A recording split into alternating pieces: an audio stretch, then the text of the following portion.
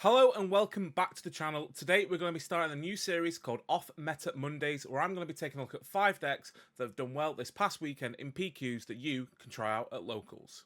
We'll start off with a quick wider meta check-in. The top 5 most played leaders were Boba Fett with 148, and then there's been a switch between 2nd and 4th this week as Obi-Wan Kenobi from Legends of the Force takes over pilot Luke Skywalker with 78 players compared to 65, a drop-off for Luke from 88 last week.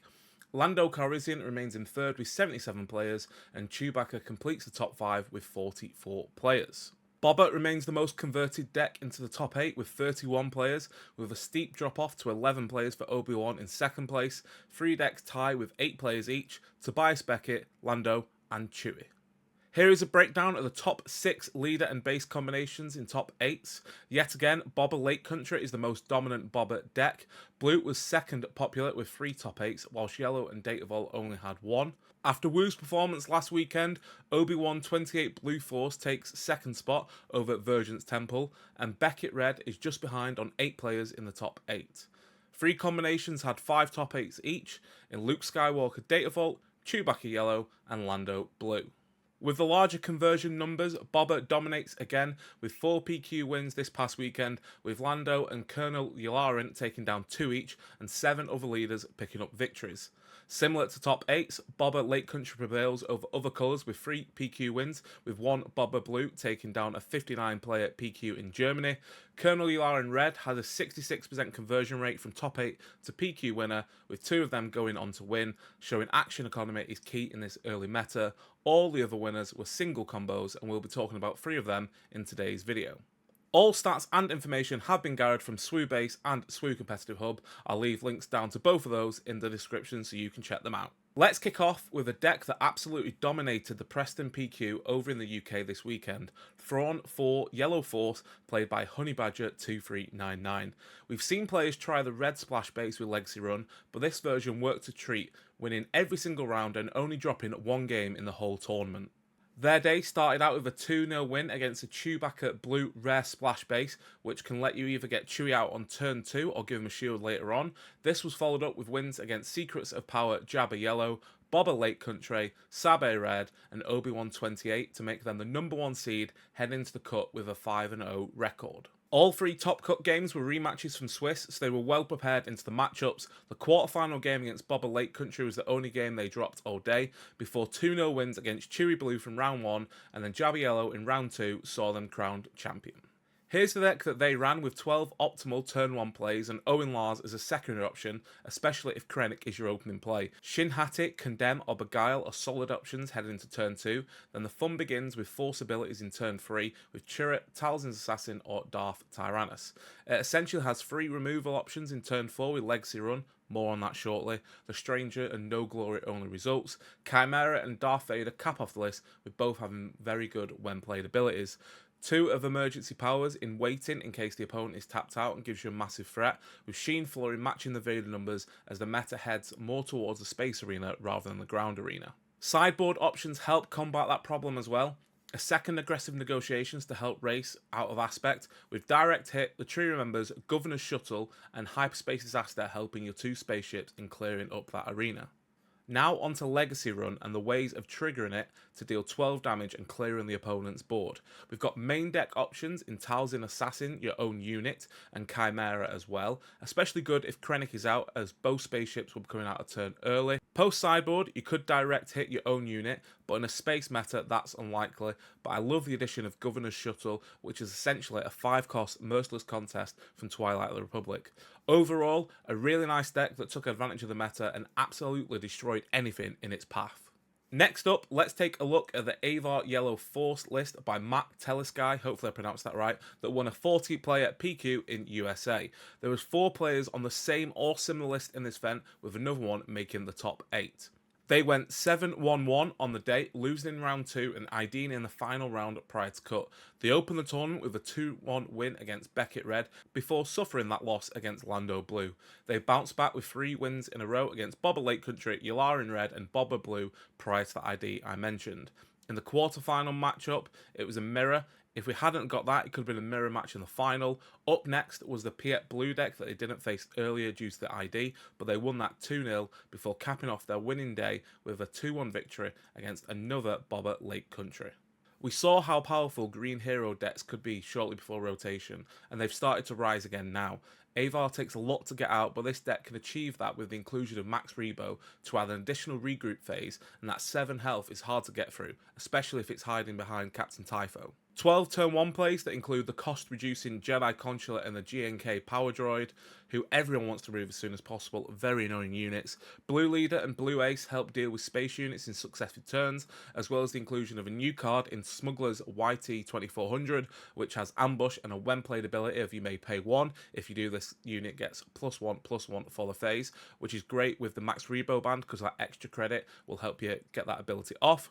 And then the top end is pretty stacked with Qui-Gon, Tantive, Liberty, a 1 of Rey, and Yoda to cap off a 52 card deck.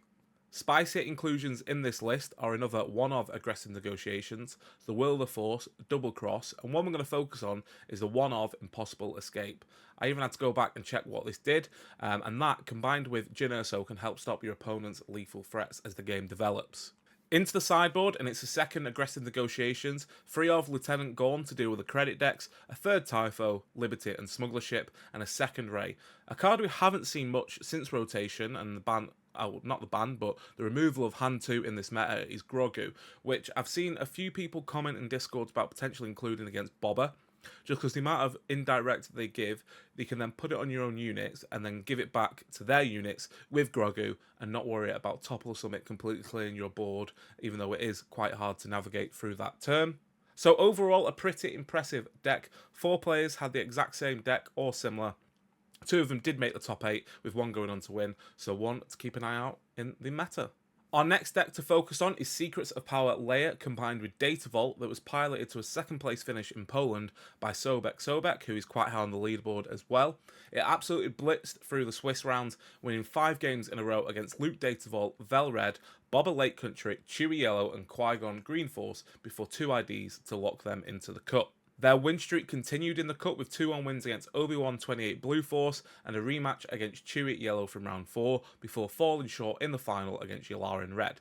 We all know how popular Leia was in limited events last set, so it's good to see her get some play in Premier and do well, so let's take a look at the makeup of the deck. It starts off with 12 solid turn 1 plays, not including R2-D2 or the Shield Drive Outfitter. Starting out with Han Solo from A Lawless Time, plus giving it an XP with Leia's ability means you're off to the races from the get-go.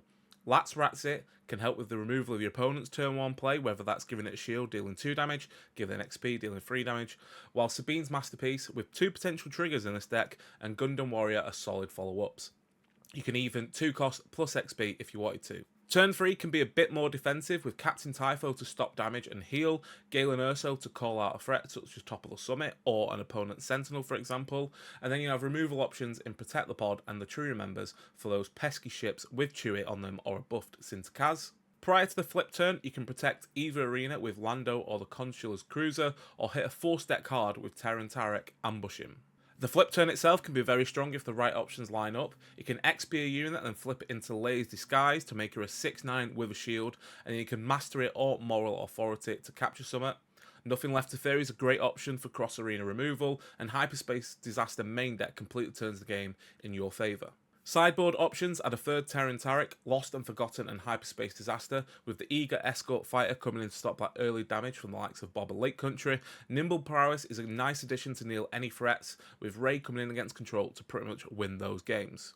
The 4th deck is the first time this leader has made top 8 in this block of PQs, and it's Hera Syndulla from A Lawless Time paired with a blue splash base. This deck was piloted by Benoit Marceau, hopefully I pronounced that right, in Bordeaux in France over the weekend and finished 7th out of 51 players.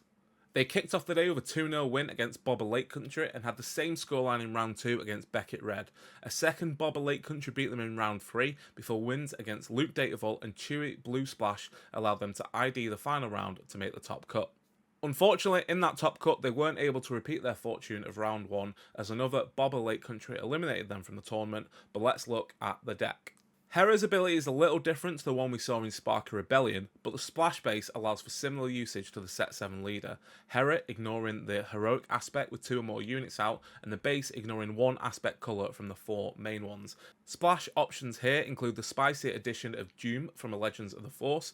Not much space interaction, no problem. We'll race on the ground with an XP to non-vehicle units at the start of the regroup phase. Other splash options include Kain and Jarrus for a tempo play, Kit Fisto's Aether Sprite to remove pilots that aren't Luke Leader and any other upgrades, Sentinel Zeb and the Ghost, which should trigger to give an XP and shield to 2 of your units. 12 good turn 1 plays as we see another set 7 Han Solo, plus the addition of Yaddle from the Legends of the Force to get the restore going, and then there's 7 options in the deck for Legends of the Force Ezra to give an XP to on attack. Moral Authority on Hera is a good option on the flip, and your high health units are perfect for Protect the Pod, something I'll be using a lot in Obi-Wan Blue Force. Sideboard options are again another Eagle Escort Fighter into Chewie Pilot, which will be fantastic on Sabine's Masterpiece. Lost and Forgotten and Hyperspace Disaster complete the removal options in the deck.